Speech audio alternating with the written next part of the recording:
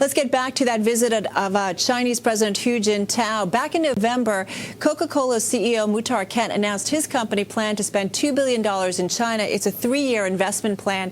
Sprite, by the way, is China's favorite soft drink. Joining us right now from the State Department is Muhtar Kent. He is the chairman and CEO of Coca-Cola, and this was coming after his meeting with the Chinese president. Muhtar, great to have you here. How do you think the meetings went? To me.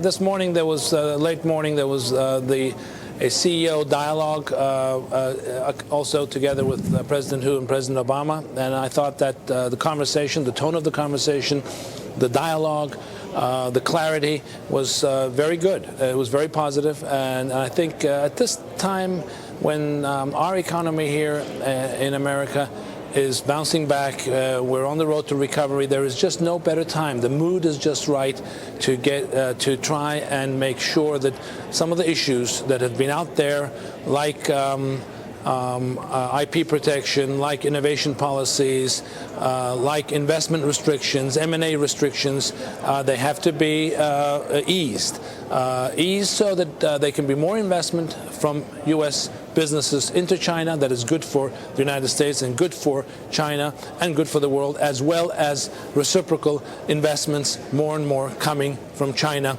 into our country here. And on that front, I also represent the U.S.-China, lead the U.S.-China Business Council very proudly, and we will be also signing an MOU tomorrow with the Chinese Trade Promotion Agency, CCPIT, to formalize what we have set up as investment in America seminars for Chinese companies to make it more easier to come and invest here across all parts of the United States.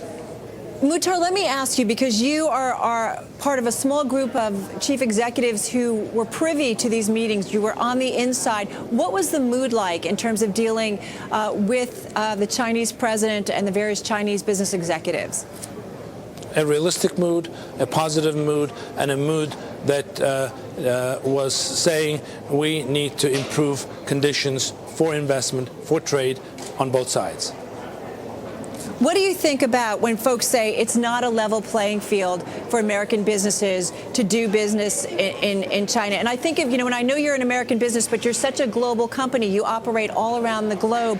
What's the difference between doing business in, say, India or Africa or another emerging market versus doing business in China? We feel that doing business in all emerging markets is very positive, because emerging markets are just adding more and more people to their middle class.